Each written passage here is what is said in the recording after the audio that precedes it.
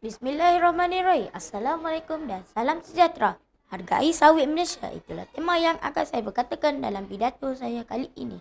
Minyak sawit merupakan minyak ajaib yang mempunyai pelbagai atau manfaat kepada kita.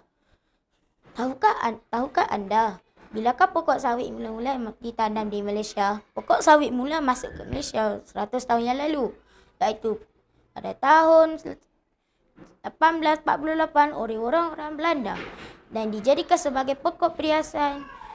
Tahun 1917 merupakan tahun pertama kelapa sawit ditanam secara komersial di Estet Tanah Maran dan Estet Elmina Selangor. Industri kelapa sawit telah banyak membantu pembangunan negara. Hampir 500,000 orang pekebun kecil menjana sumber pendapatan melalui penanaman kelapa sawit. Pokok sawit yang tumbuh subur di tanah ini anugerah ilahi yang menjadikan pembangkit kepada ekonomi negara. Industri kelapa sawit masih kekal antara sektor yang kukuh dalam membantu mempertahankan kemampanan ekonomi negara. Minyak kelapa sawit merupakan minyak ajaib, memberikan banyak manfaat kepada kita kerana minyak kelapa sawit sihat dan berkhasiat. Minyak sawit diekstrak daripada sabun dan sawit, manakala minyak insuran kelapa sawit diekstrak daripada insuran kelapa sawit. Minyak kelapa sawit baik untuk kesihatan. Pertama, kerana minyak kelapa sawit baik untuk menyerap vitamin A, D, E dan K.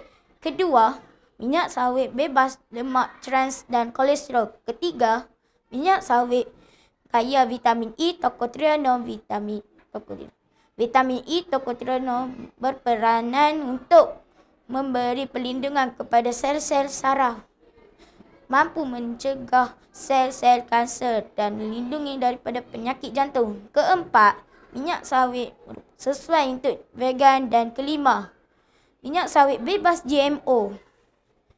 Minyak kelapa sawit amat sesuai menggoreng dan memasak.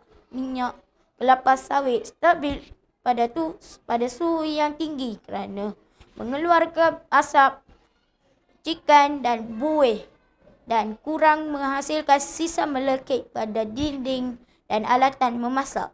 Minyak sawit menjadikan makanan yang digoreng rangup, garing. Minyak sawit sesuai digunakan pelbagai jenis makanan dan tidak mempengaruhi rasa asli makanan.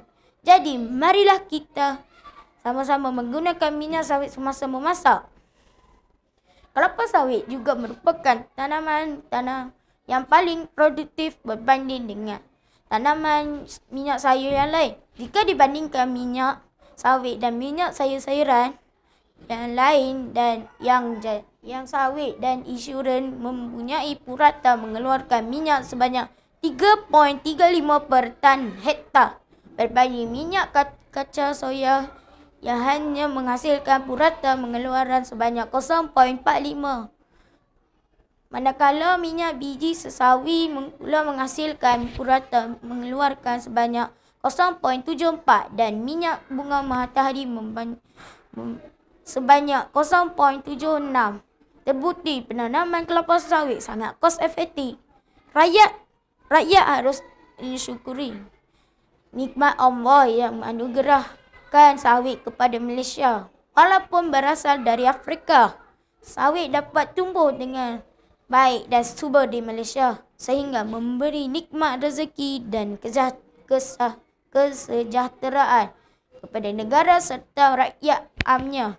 Jom kita gunakan minyak kelapa sawit dalam hidupan seharian kita. Sawit anugerah Tuhan. Sekian, terima kasih.